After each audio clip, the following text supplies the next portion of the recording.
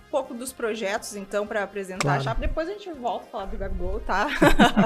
Porque com certeza ele vai ficar por anos ainda no Flamengo. Se Deus quiser, né? Se Deus quiser. Os outros torcedores dos outros clubes nem tanto, mas é a tendência.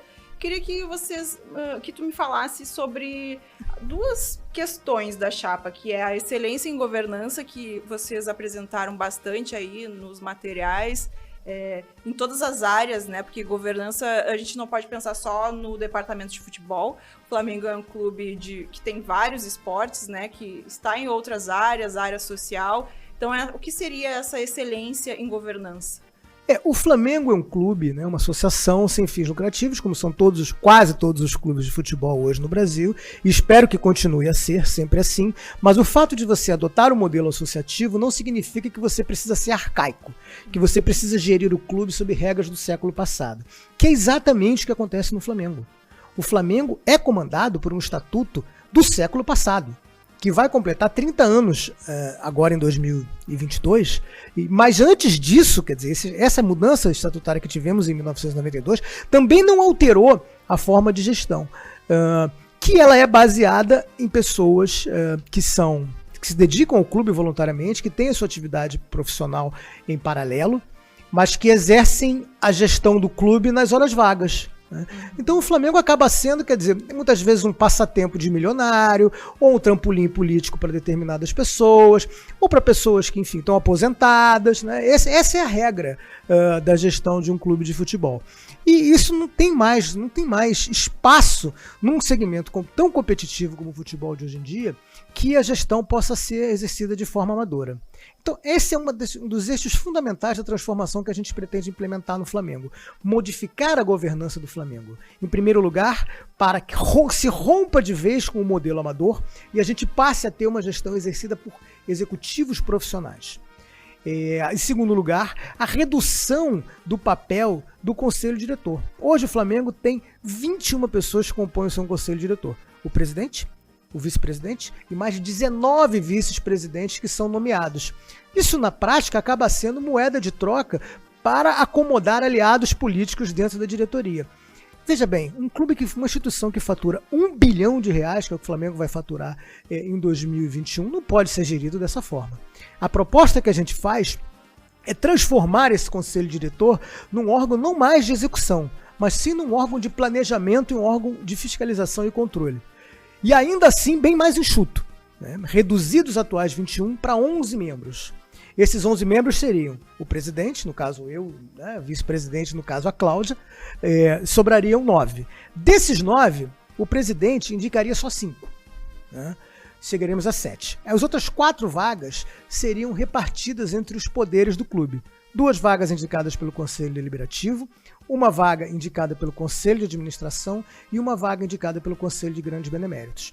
Com isso, a gente transforma o espaço da política do clube aonde ela efetivamente deve acontecer, não na gestão do dia a dia. Essa mudança de governança eu considero um passo fundamental para a transformação do Flamengo num clube capaz de competir com as principais instituições desportivas do mundo. É muito difícil hoje a gente explicar para o torcedor assim, o que não funciona, né, dentro do Flamengo, dentro da governança do Flamengo, porque é um clube que está no auge, né, ganhando tudo, participando, chegando em todas as competições. Graças a Deus, graças a Deus. Então fica muito complicado para quem não tem tanto acesso às informações de dentro do clube, saber o que não está funcionando e o quanto maior poderia ser, o quanto mais forte poderia ser o clube. É um desafio para vocês mostrar isso para o sócio torcedor. Com certeza, até porque a felicidade que o torcedor tem com esse time é a mesma felicidade que eu tenho, né? Quem já teve a chance de um dia um jogo comigo, vê que eu sou uma pessoa que chora, eu sempre choro na arquibancada. Meus amigos riem de mim por isso, porque a minha emoção com o Flamengo ela é desmedida, não tem medida. Então, a felicidade que eu sinto como torcedor de ver esse clube tão vitorioso, de ver esse clube triunfando de forma tão expressiva, construindo um cenário de dominância no futebol brasileiro, é infinita. Eu não tenho palavras realmente para dizer, expressar a minha felicidade. Mas eu tenho 2 ponderações importantes a fazer. A primeira, o que nós estamos vivenciando agora é fruto de um esforço coletivo da nação rubro-negra.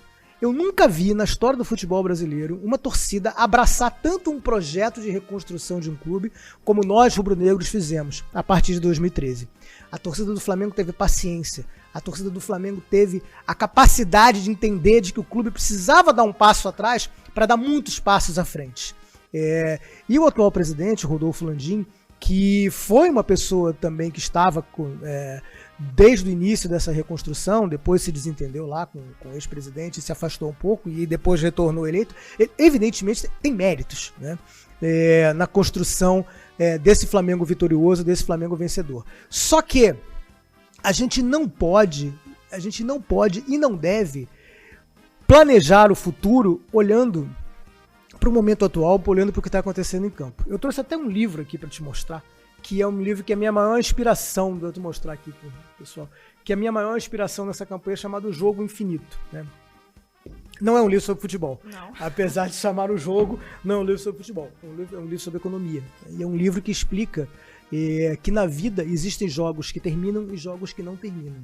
Quando você disputa uma partida de futebol, o seu objetivo é vencer naqueles 90 e poucos minutos. Quando você disputa um campeonato, o seu objetivo é vencer o campeonato. Esse é um jogo finito. Só que o jogo que o Flamengo está inserido não é um jogo infinito.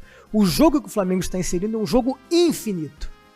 É um jogo da perpetuidade, é um jogo da preservação. O Flamengo que nós temos hoje, ele precisa ser assim daqui a 10 anos, daqui a 20, daqui a 50 anos. E você só consegue fazer isso se você se estruturar para entender que é preciso ter mecanismos e sistemas que te permitam ir além. Daí a necessidade da gente realmente transformar o Flamengo por dentro, da gente afastar de uma vez por todas. O atual presidente falhou? Emperra esse processo, Ele emperra esse processo porque ele está há 3 anos na gestão e não fez absolutamente nada para avançar em termos de governança. Pelo contrário, o Flamengo regrediu em termos de governança. O Flamengo hoje tem o seu futebol entregue a um conselho de aliados. Ele pegou pessoas que representam... Olha, veja que coisa surreal, você que não está no dia a dia do Flamengo, você vai até achar curioso que isso possa acontecer numa instituição como o Flamengo, mas é o que de fato aconteceu. Pegou os principais grupos políticos apoia, mandou que cada um indicasse um membro, formou um conselho de gestão do futebol, e são essas pessoas que dão palpite. Quer dizer, nós deixamos de ser um clube gerido de forma metódica, de forma profissional, de forma planejada, para ser um clube pautado pela política interna. Onde o Landim efetivamente pecou na sua gestão foi de não transformar em absolutamente nada a governança do Flamengo, né? Teve espaço para isso, não fez. Ele não apresentou um único projeto de transformação do estatuto, de reforma estatutária, exceto um que ele aprovou para aumentar o conselho diretor, para ter mais vagas para distribuir entre seus aliados. E o Flamengo precisa mudar seu estatuto. O Flamengo precisa efetivamente dar o salto definitivo para a profissionalização. E isso o Landim não fez, né? Além disso, e isso é uma coisa que dói muito no coração de todo torcedor rubro-negro, o Flamengo hoje é um clube carente de empatia. O Flamengo hoje é um clube carente de humanidade. O Flamengo é incapaz de ter um olhar humano para a sociedade em geral e para seus próprios torcedores. Né? O Flamengo reduz tudo a objetivos de curtíssimo prazo.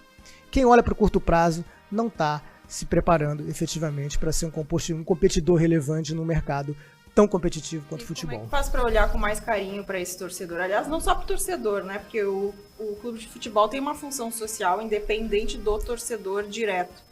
O que muda aí como é que é possível fazer essa humanização que não existe hoje? O clube de futebol, como você disse, tem essa missão, essa função social, que vai além, né, das 4 linhas. Mas o Flamengo tem ainda mais, né, e porque o Flamengo é a expressão do Brasil. O Flamengo é o maior clube do Brasil, o Flamengo é o clube mais capilarizado do Brasil, o Flamengo está presente em todas as regiões, né, inclusive aqui no Rio Grande do Sul mesmo, ainda que em minoria, mas de um modo geral o Flamengo é a maioria em praticamente todas as unidades da federação.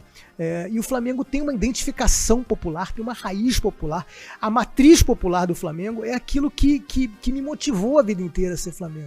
Aquilo que me deu orgulho de ser Flamengo é ser um clube identificado com o Flamengo foi tomado pelas massas, né? Pois é, ao longo da história. O Flamengo é um clube que sempre se deixou amar à vontade. Mário Filho, que dá nome ao estádio, né, do Maracanã, um jornalista, né, famoso na primeira metade do século passado, Mário Filho dizia que o Flamengo é o que é porque sempre se deixou amar à vontade. E hoje a gente tem um Flamengo que não se deixa amar à vontade.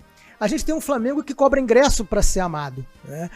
Então, o rompimento, virar as costas para essa característica popular do Flamengo é que me motiva efetivamente a enfrentar o presidente multicampeão.